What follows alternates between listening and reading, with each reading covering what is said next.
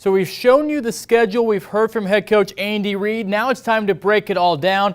And joining me tonight, Arrowhead Report, SI.com, Tucker Franklin, nice enough to come on again after the NFL draft coverage he helped us break down a couple weeks ago. Tucker, we see 1 through week 17, but we start with the obvious when we start with opening night against the Houston Texans. What's the biggest thing here that stands out to you with Deshaun Watson and the Texans coming to town on that opening night? Yeah, they don't have DeAndre Hopkins anymore. That's going to be very interesting for me, too. They got the quarterback situation going on in Kansas City, so that could be kind of tilting towards the Chiefs in that matchup area. But, the Texans are a solid team. They were out to a 24-0 lead on the Chiefs in the playoffs, and they'll give the Chiefs a run for their money to start off the season. Then they go out to Los Angeles, and then probably one of the tougher early season games for me, the Baltimore Ravens. I think this is one of the very few games where I think the Chiefs may not be favored in because they're going on the road to Baltimore. That's not an easy start at week 1 with Houston, on the road to LA.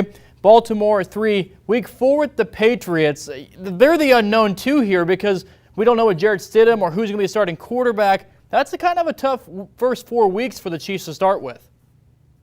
Yeah, I agree, but it's a good first 4 weeks for the defending champions to go through. I think at Baltimore is definitely going to be one of the toughest games of the season. It's nice to get that game out of the way early, and I think that this is the first time that they've traveled to Baltimore since Lamar Jackson has been their quarterback. So I think it'll be a good test for both sides. You look at the next 4 games, it goes Raiders at home, then at the Bills, at Broncos, and then back at home for the Jets. 2 of those games are noon games, of both the home games. But they go to the Bills on a short week on Thursday Night Football. Then they have a 3:25 with the Jets the following week. But that Bills game, I think that one's pretty interesting. I think for all Chiefs fans to see that game, I think the Bills could be one of the more dangerous teams. That's one of those games on just a short week that catches teams sometimes, especially if the Bills are good this year too. I agree with that. And I think the good thing with this is it's at Buffalo in October, not at Buffalo in December. I think that'll work out in his favor, too. It won't be such a snowy game. Although the Chiefs do seem to play well in the snow, I think at the Bills is very interesting because that's one of the most anything can happen at Buffalo. And you just never know what's going to happen, especially in a Thursday night game. Weird things happen on Thursday night. So that's one of those games I kind of almost wouldn't be upset if it was lost because it's such odd circumstances. After those 4 games, it goes Panthers bye week, at the Raiders, and then at Tampa Bay, and then back home for Denver. Couple of primetime games again for the Chiefs, the Raiders, as well as Denver. But it's a Tampa Bay game. Now with Tom Brady, Rob Gronkowski down there in Tampa, Tampa Bay is now what it's being referred to as.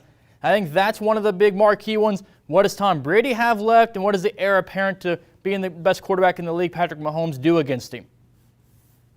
A Brady-Mahomes matchup is always going to be primetime. It's not actually primetime. It's a 3:25 game, but I'm sure that it'll have the potential to be flexed. Another thing I realized about this block here is a Week 10 bye. That's really nice for the Chiefs and Andy Reid to have a bye that late in the season.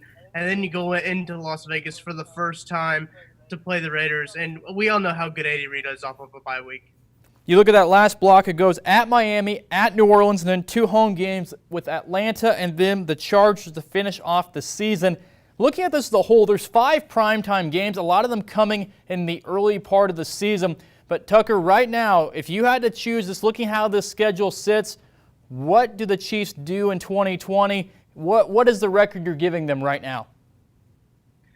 Well, it's going to be it's tough for me to give out predictions because it's hard to see what these teams. The Texans are kind of an unknown. The Patriots are kind of an unknown. We don't really know what Tampa Bay is really going to do either. We know they have 2 potential Hall of Famers coming to their team, but you assume they'll be good. So I think that the Chiefs will go about 13-3 is kind of the bottom, the basement is what I have them at right now. Tucker Franklin of Arrowhead Report, SI.com. Thank you again for coming on tonight. Thanks, Chris. We have the full schedule on our website for the Kansas City Chiefs 2020 season up on our website at KQ2.com. That's a good sports. We'll be right back.